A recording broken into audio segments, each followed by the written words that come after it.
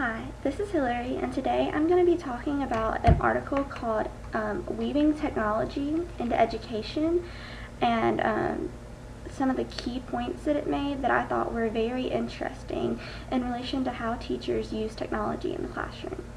One of the main points that it made was that computers still today remain on the periphery of core classroom instruction because they failed to clear the hurdle of flexibility.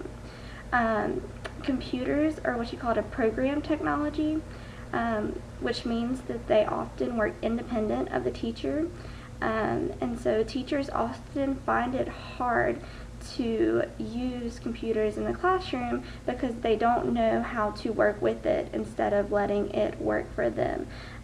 Teachers often use computers as an independent way to teach students instead of a more integrated way. And so this is one reason that you might see teachers straying away from these computers when computers are often very encouraged in the classroom and seen as a way to revolutionize education. I think it is important that teachers figure out how to use computers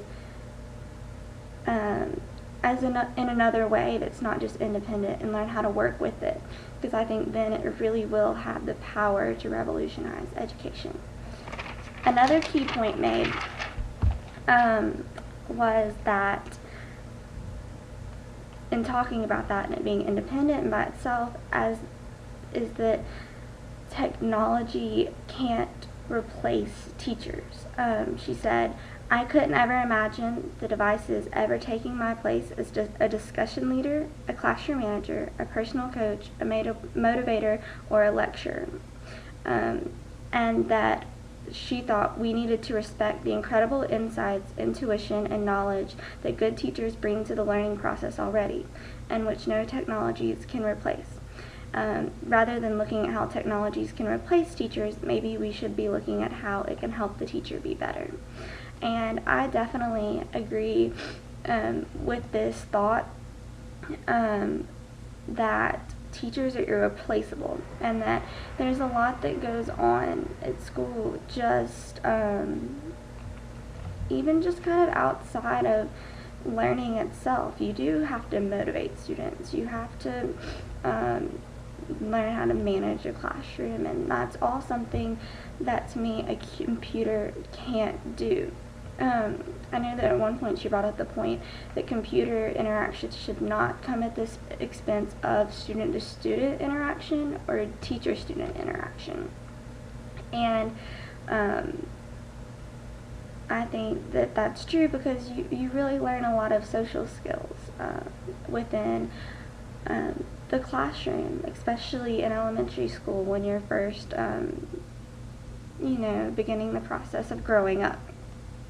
And then the second point, or a third point she made, was not necessarily about the teachers, but about the students, and that how none of the technologies could judge how well a student contributed in class, wrote a paper, or built a pyramid. And that kind of goes back to the other point, but I think today we try to measure student success in such concrete ways, especially with like testing and stuff, which is already shown to be not the best way of doing it. And so think about if we were to let computers decide how well a student was doing, and whether they were contributing enough in class, and why not they may not be contributing as much, or it's hard for them to look at how well a paper is written. So I definitely think that computers can help, but there are very serious limits to what they can do in terms of as the teacher, in motivating the class and in leading the class, And then also in terms of looking at student success and grading how well and evaluating how well the students are doing within the class. And the last point that I wanted to bring up was where she talked about the history of various educational technologies and the patterns that go with them. She found 3 key pieces that there's repeated failure of technologies to affect large social change in schools, that critics of the school system tend to point out those failures as evidence of the educational establishment's resistance to reform, and that some schools have actually been quite willing to embrace new ideas and technologies. And I think that this is key in understanding what has led to technologies being used by some in the ways they are. I think sometimes we do place too much emphasis on the technologies, and that it does have power, but it's not the only thing. And most schools have embraced technology. Most schools have computers. Most schools have laptops. Most schools use smartboards. Most schools have projectors and stuff like that. And they've really gone a long ways. And I think, especially today, with so many new technologies emerging, that at least some of them have been integrated into the school system. But that, once again, critics of the school system feel like they have to find something to blame. And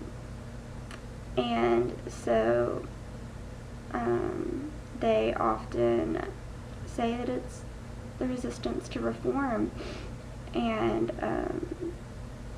but also, there are things that work, that so we don't need to completely change our system, but we should learn to integrate the technologies more.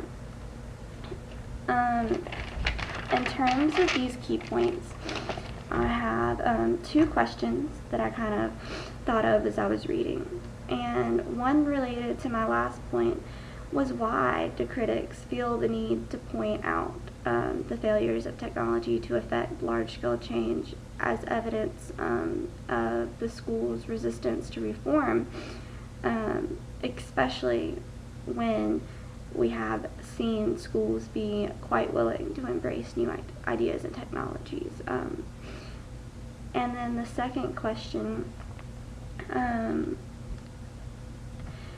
was going along with the first point and the main thought of how do we make program technologies more flexible and create it to work with the teacher instead of for the teacher. There are also several examples that I thought of as I read through this article and thought about these points. And I could really relate them to my life and what I'd seen in the past in terms of how teachers use technology. One of the main things she said, that the value of the tool rests in the hands of the tool users. And the 2 examples I'm going to go with is how I've seen technologies used in a positive manner by the teacher, and then how I've seen it used in a negative manner. In terms of positive, I've seen teachers that are actually very willing to embrace technology, and they use it outside of the normal ways that you think of when you think of computers being used in a classroom. They've had students make videos, they've had students make recordings and doing different games and stuff, and I think that this just shows that teachers are trying to meet students where they're comfortable, and it's turned out really well for them. And I know that it's taken a lot of hard work for them themselves to learn how to use these and learn about these programs and stuff. And then some of the negative ways that I've seen technology is just in teachers' unwillingness to even try.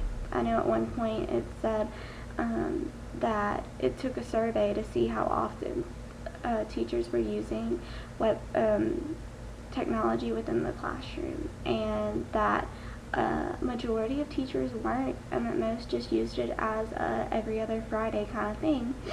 And I think that one of the reasons it scares some teachers, and they just don't know how, and so they're not willing to try. And this has led to a lot of students being able to use the technology in the classroom better than the teachers. I've definitely had teachers that have had to have students help them with just simply setting up a smart board and figuring out how to use it. And I think that just shows that maybe they need to learn to try and branch out a little and embrace it, and not necessarily use it all the time, but definitely learn how to work with it within the classroom for the students' sake. These are all